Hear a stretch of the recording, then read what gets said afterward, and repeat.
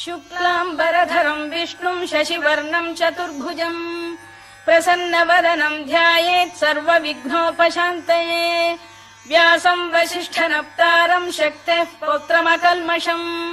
पराशरात्मजम् वन्दे शुकतातम् तपोनिधिम् व्यासाय विष्णुरूपाय व्यासरूपाय विष्णवे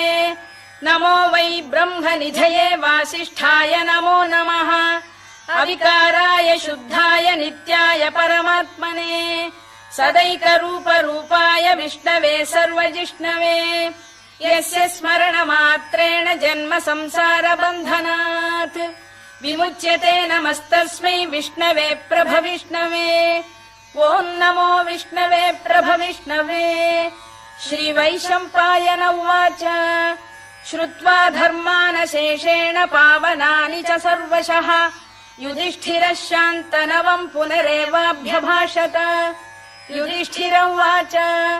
किमेकम् दैवतम् लोके किम् वाप्येकम् परायणम् स्तुवन्तः कङ्कमर्चन्तः प्राप्नुयुर्मानवा शुभम् को धर्मः सर्वधर्माणाम् भवतः परमो मतः किम् जपन्मुच्यते जन्तुर्जन्म संसारबन्धनात्। श्रीभीष्म उवाच जगत्प्रभुम् देवदेवमनन्तम् पुरुषोत्तमम् स्तुवन्नाम सहस्रेण पुरुषः सततोत्थितः तमेव चार्चयन्नित्यम् भक्त्या पुरुषमव्ययम् ध्यायन् स्तुवन् नमस्यम् च यजमानस्तमेव च अनादिनिधनम् विष्णुम् सर्वलोकमहेश्वरम् लोकाध्यक्षम् स्तुवन्नित्यम् सर्वदुःखातिगो भवेत् ब्रह्मण्यम् सर्वधर्मज्ञम् लोकानाम् कीर्तिवर्धनम् लोकनाथम् महद्भूतम् सर्वभूतभवोद्भवम् एष मे सर्वधर्माणाम् धर्मोऽधिकतमो मतः यद्भक्त्या पुण्डरीकाक्षम् स्तवैरच्चेन्नरः सदा परमम् यो महत्तेजः परमम् यो महत्तपः परमम् यो महद्ब्रह्म परमम् यः परायणम् पवित्राणाम् पवित्रम् यो मङ्गलानाम् च मङ्गलम्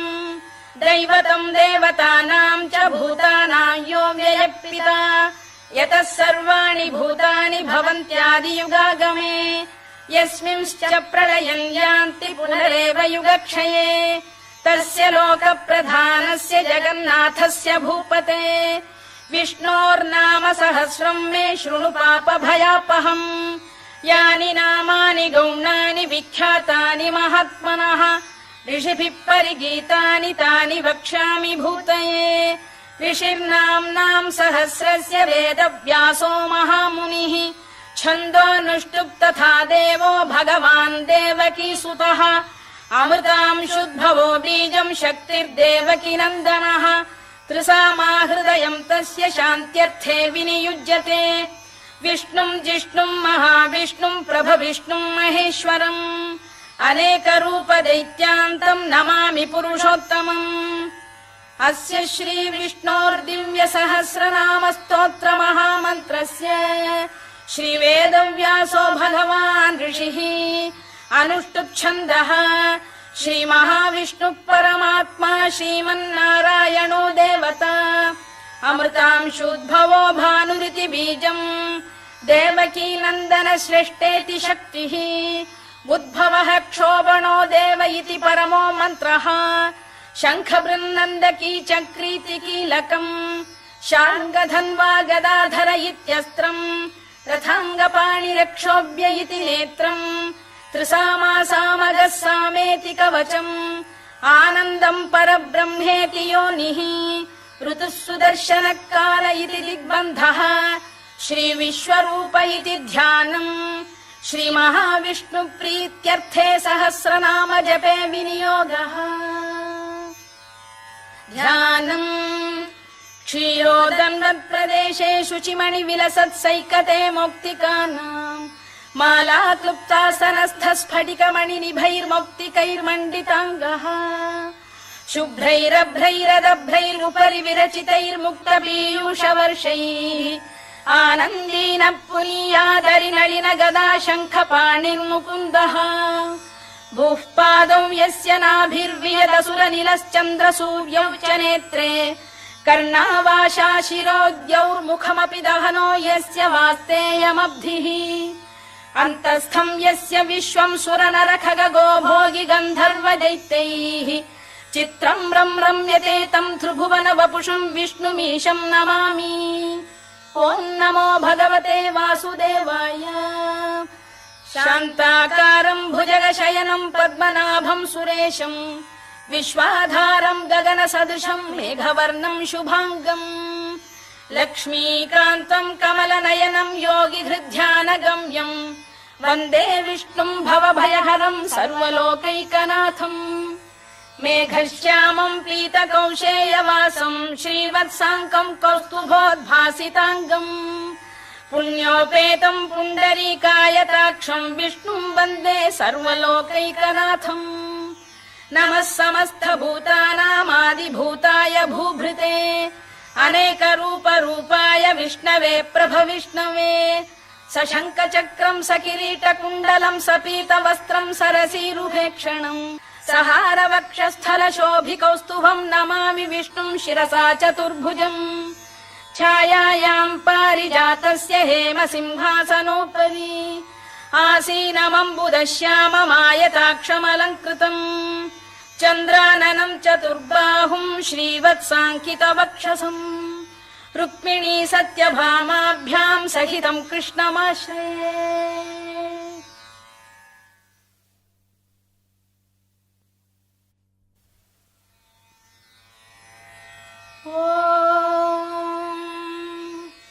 विश्वम् विष्णुर्वषत्कारो भूतभव्य भवत्प्रभुः भूतकृद्भूतभृद्भावो भूतात्मा भूतभावनः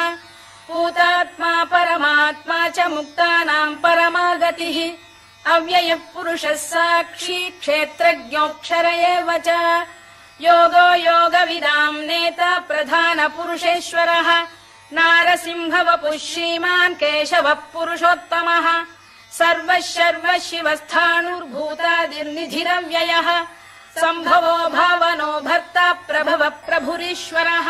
स्वयम्भूः शम्भुरादित्यः पुष्कराक्षो महास्वनः अनादिनिधनो धाता विधाता धातुरुत्तमः अप्रमेयो ऋषिकेशः पद्मनाभोऽमरप्रभुः विश्वकर्मा मनुस्पष्टा स्थविष्ठस्थविरो ध्रुवः अग्राह्यः शाश्वतः कृष्णो लोहिताक्षप्रदर्दनः प्रभूतस्त्रिककुब्धाम पवित्रम् मङ्गलम् परम् ईशानप्राणद प्राणो ज्येष्ठः श्रेष्ठः प्रजापतिः हिरण्यगर्भो भूगर्भो माधवो मधुसूदनः ईश्वरो विक्रमी धन्वी मेधावी विक्रमक्रमः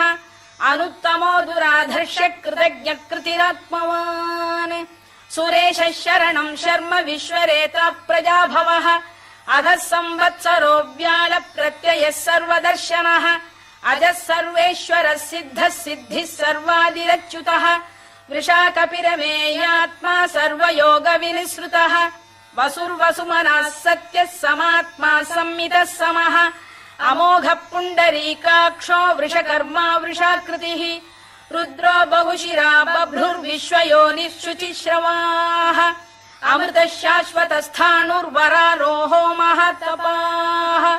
सर्वगः सर्वविद्भानुर्विश्वक्सेनो जनार्दनः वेदो वेदविदव्यङ्गो वेदाङ्गो वेदवित्कविः लोकाध्यक्षः सुराध्यक्षो धर्माध्यक्षः कृताकृतः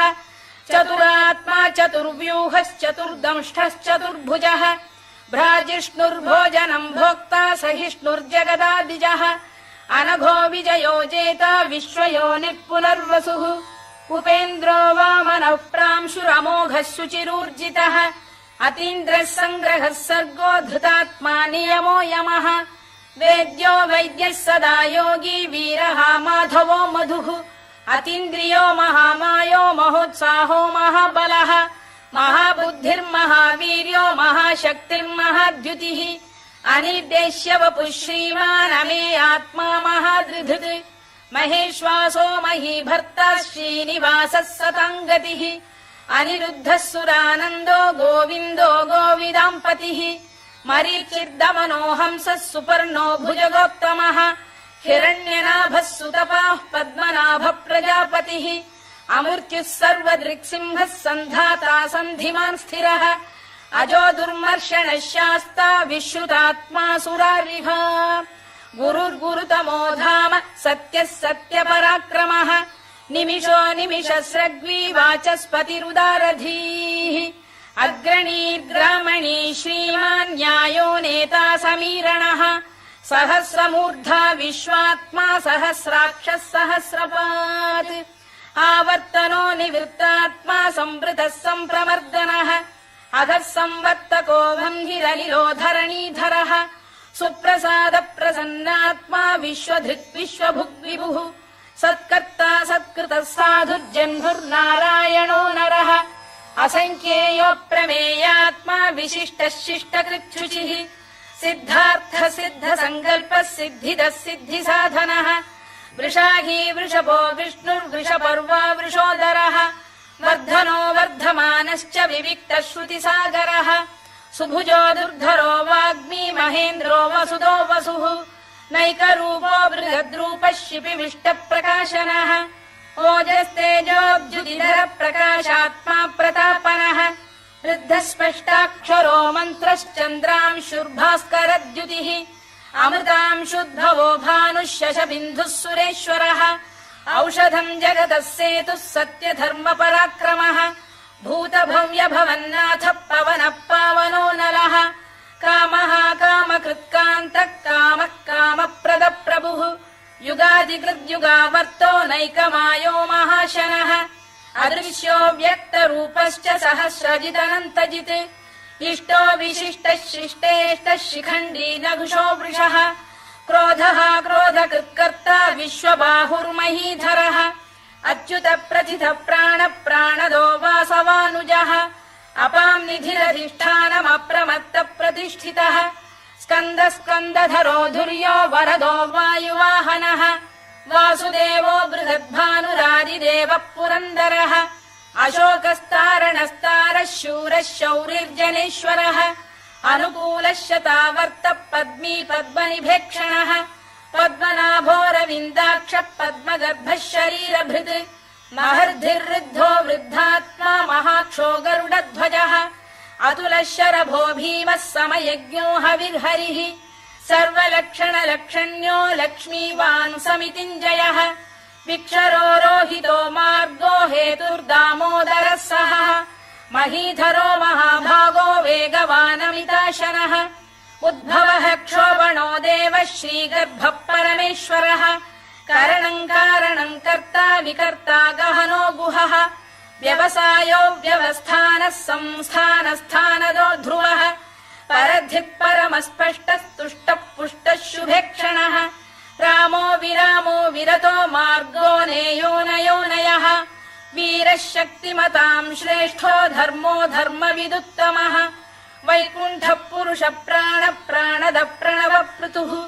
हिरण्यगर्भः शत्रुघ्नो व्याप्तो वायुरधोक्षजः ऋतुः सुदर्शनः कालः परमेष्ठी परिग्रहः उग्रः संवत्सरो दक्षो विश्रामो विश्वदक्षिणः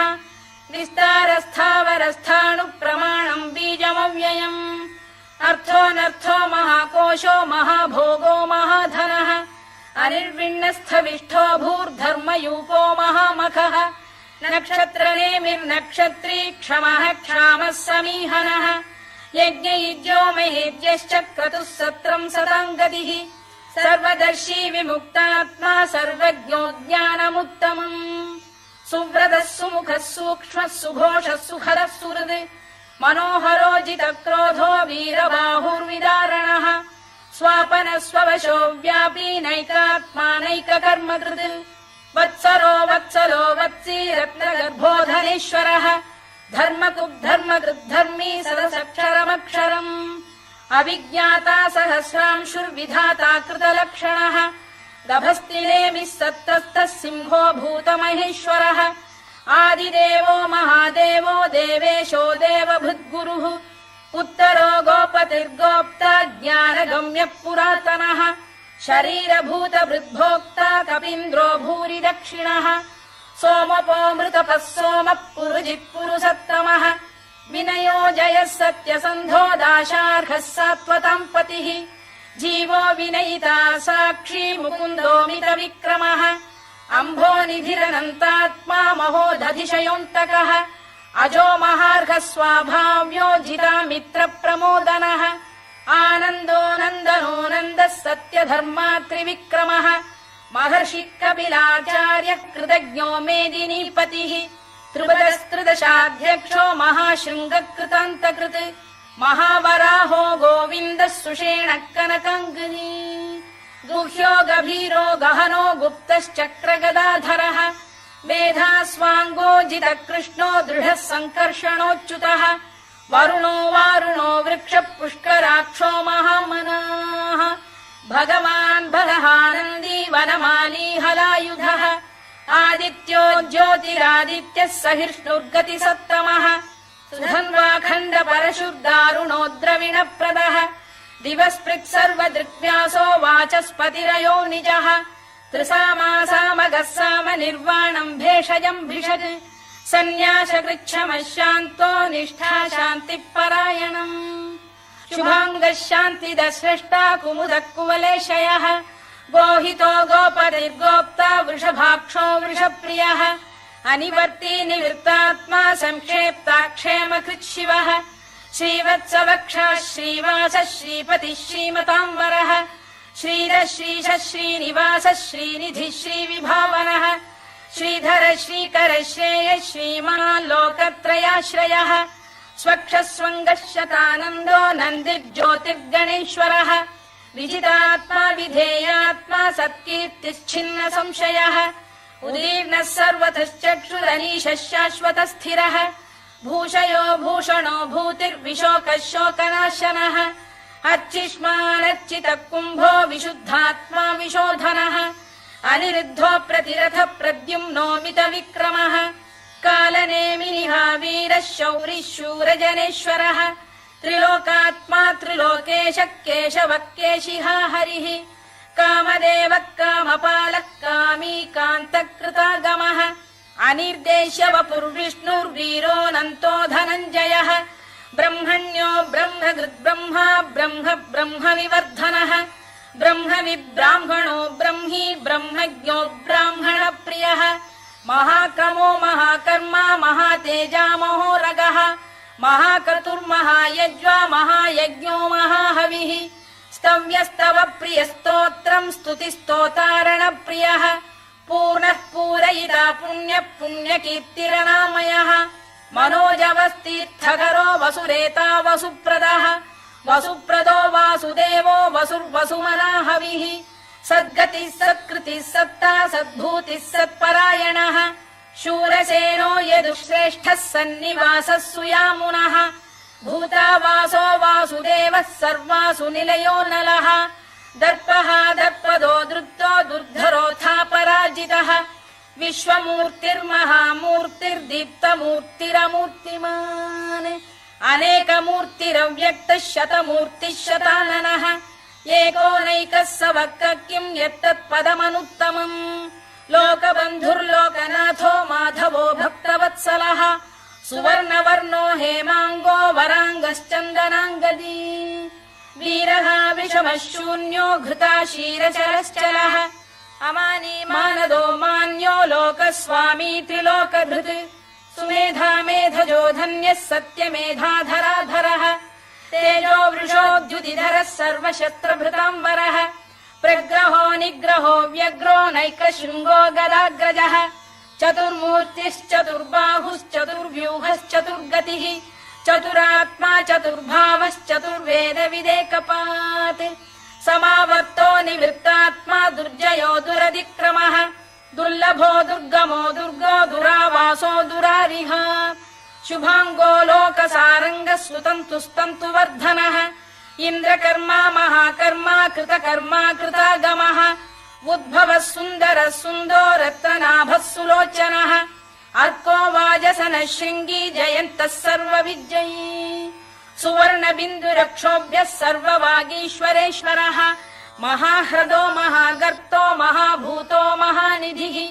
कुमुद कुन्दर कुन्द पर्जन्यः पावनो निलः अमृताशोऽमृतवपुः सर्वज्ञः सर्वतोमुखः सुलभः सुव्रतः सिद्धः शत्रुजिच्छत्रुतापनः न्यग्रोधोदुम्बरोश्चतश्चाणूरान्ध्रैषूदनः सहस्रार्चिः सप्तजिह्वः सप्तैधाः सप्तवाहनः अमूर्तिरनघोचिन्त्यो भयकृद्भयनाशनः अणुबृहत्कृशस्थूलो गुणभिर्निर्गुणो महान् अधृतस्वधृतस्वास्य प्राग्वंशो वंशवर्धनः भारभृत्कथितो योगी योगीशः सर्वकामदः आश्रमश्रमणः क्षामः सुपर्णो वायुवाहनः धनुर्धरो धनुर्वेदो दण्डो दमयिता दमः अपराजितः सर्वसहो नियन्ता नियमो यमः सत्त्ववान् सात्विकः सत्यः सत्यधर्मपरायणः अभिप्रायप्रियार्होः प्रियकृत्प्रीतिवर्धनः विहाय सगतिर्ज्योतिः सुरुचिर्कुतभुक् विभुः रविर्विरोचनः सूर्यः सवितारविलोचनः अनन्तो हुतभुग्भोक्ता सुखदो नैकजोऽग्रजः अनिर्विण्णः सदामर्षी लोकाधिष्ठानमद्भुतः सनात्सनातनतमः कपिलः कपिरव्ययः स्वस्तिदः स्वस्तिकृत् स्वस्ति स्वस्ति भुक् स्वस्ति दक्षिणः आरौद्रः कुण्डली चक्री विक्रम्यूर्जितशासनः शब्दातिकः शब्दसः शिशिरः शर्वरीकरः अक्रूरपेशलो दक्षो दक्षिणः क्षमिणाम्बरः विद्वत्तमो वीतभयः पुण्यश्रवणकीर्तनः उत्तारणो दुष्कृतिः पुण्यो दुःस्वप्ननाशनः वीरः रक्षणः सन्तो जीवनः पर्यवस्थितः अनन्तरूपोऽनन्तश्रीर्जितमन्युर्भयापहः चतुरश्रो गभीरात्मा विदिशो व्यादिशो दिशः अनाधिर्भूर्भुवो लक्ष्मी सुवीरो रुचिराङ्गदः जननो जनजन्मादिर्भीमो भीमपराक्रमः आधारनिलयो धाता पुष्पहास प्रजागरः ऊर्ध्वगः सत्पथाचार प्राणद प्रणवप्रणः प्रमाणम् प्राणनिलय प्राणभृत्प्राणजीवनः तत्त्वम् तत्त्वविदेकात्मा जन्म मृत्युजरातिगः भूर्भुवः स्वस्तरुस्तारः सविता प्रपितामहः यज्ञो यज्ञपतिर्यज्वा यज्ञाङ्गो यज्ञवाहनः यज्ञभृद्यज्ञकृद्यज्ञी यज्ञभुग्यज्ञसाधनः यज्ञान्तकृद्यज्ञगुह्यमन्नमन्नाद एव च आत्मयोनिः स्वयम् जातो वैखानः सामगायनः देवकीनन्दनः स्रष्टा क्षितीशः पापनाशनः शङ्खबृन्नन्दकी चक्री शार्ङ्गधन्वा गदाधरः तथाङ्गपाणिरक्षोभ्यः सर्वप्रहरणायुधः सर्वप्रहरणायुधवो नम इति